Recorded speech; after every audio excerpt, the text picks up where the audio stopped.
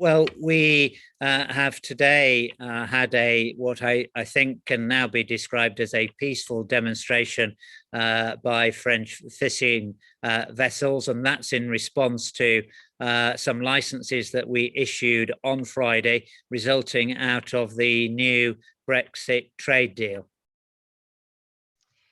And do you think that bringing the Navy in is a bit of an overreaction, or was that necessary?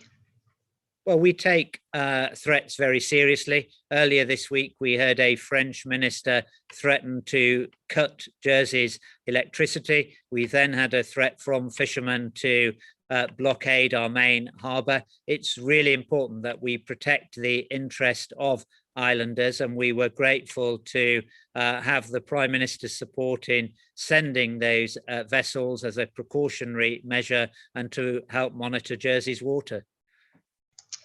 And do you have any sympathy at all for the French fishermen? Do they add to the local economy, or are they more of, do they kind of take away from it? Oh no, we have shared the waters around these islands for many centuries. And we are committed in Jersey to protecting historic fishing rights, not only for Jersey fishermen, but also for those in Normandy and Brittany as well. And what's become apparent is that there's a missing or different interpretation of the evidence and data that is required in order to provide full licenses to some of those French fishermen. And that's why it's important to move away from the threats that we've seen over the last few days and to move on to resolving the actual technical issues at hand. Thank you. And I've heard that the French fishermen are quite friendly with the locals.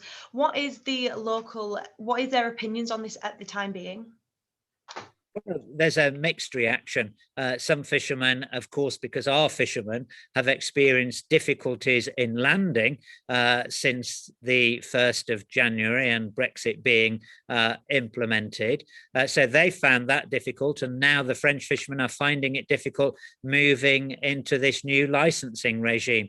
But historically, broadly speaking, they have got on side by side, as we say, for hundreds of years. These are shared waters. We are only 14 miles from France. We have to get on and work together productively because that's in the interests of Jersey and it's in the interests of regional fishermen. And when you say it was a peaceful protest, what is the outcome at the moment? Well, my colleague and Environment Minister from Jersey went to listen to the concerns of the fishermen directly. But of course, the hard work starts now. We've got questions that we need to answer of the EU. We've got to listen and continue to listen to the French fishermen. And we've got to find ways through this problem that respects those historic fishing rights and move away from the threats that we've seen over the last few days. And how long do you think these rows are going to go on for? Is this going to be another week, or do you reckon it could be resolved in the next few days?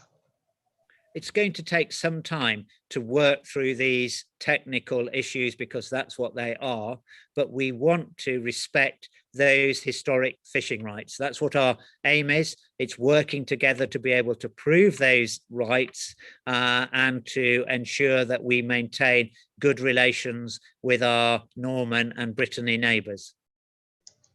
Thank you. And you mentioned how the French was kind of threatening to block off some ships. Is there any live fish at the moment on fishing boats that need to get back to dry land? No, not that I'm aware of. And the protest today has been peaceful. I understand that the fishing vessels have left the St. Helier harbour or just off St. Helier harbour area and are making back to the coast of France. And we will have heard what they have said. I've not yet heard what been briefed on that meeting, and we will work with them together with the EU to resolve these matters. Are you concerned about France threatening to turn the power off that Jersey use? We think it was a disproportionate threat to deal with these technical issues. It is a threat that we've had to take seriously, and we're grateful for the United Kingdom government support in dealing with that threat. But there is a commercial contract between EDF and Jersey Electricity Company, and it would be unprecedented for a neighbour like France to take such action. And we are and could be actually generate all of our own electricity here through a power station that we've had in extremis if that should happen.